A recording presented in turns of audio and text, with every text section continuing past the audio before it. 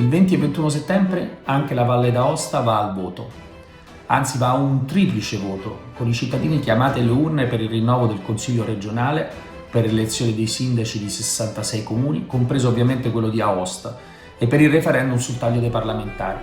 E in questo voto anche in Valle d'Aosta Azione c'è. C'è come gruppo Valle d'Aosta in Azione per dire con forza no a un referendum che non risolve il problema della qualità dei parlamentari e non risolve il problema della qualità del lavoro parlamentare. C'è con Gabriella Poliani per la regione, candidata all'interno della lista civica Valle d'Aosta Futura.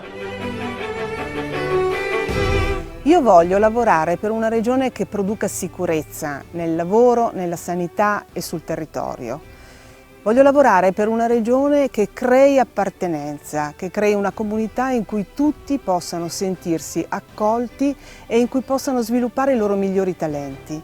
Io voglio lavorare per una regione che crei un sistema di formazione e di istruzione che favorisca l'autorealizzazione, non la selezione. Con Valle d'Aosta in Azione c'è Marco Curighetti e Patrick Aloisi ad Aosta, presenti nella lista Alliance Val d'Autun, nell'ambito della coalizione a sostegno della candidatura di Gianni Nuti e Josette Borre a sindaco e vice sindaco.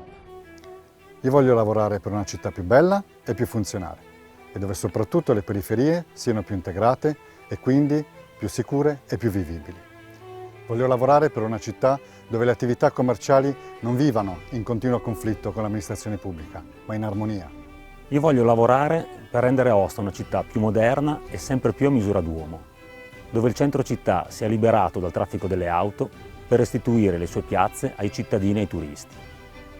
Io voglio lavorare per rendere sempre più efficace ed efficiente la macchina amministrativa comunale, perché solo così è possibile tradurre idee e progetti per la città in fatti reali. Quindi il 20 e il 21 settembre entriamo tutti in azione e andiamo a votare. Con loro c'è lo spirito e lo stile di fare politica di azione. Ci sono la loro serietà e la loro competenza messa a servizio dei cittadini e dei valdostani, per ridare senso e dignità alla rappresentanza politica dopo anni di personalismi, di scandali giudiziari gravissimi e per arginare le derive populiste e sovraniste anche ai piedi delle Alpi. Perché la Valle d'Aosta, come l'Italia e l'Europa, è più forte di chi la vuole debole.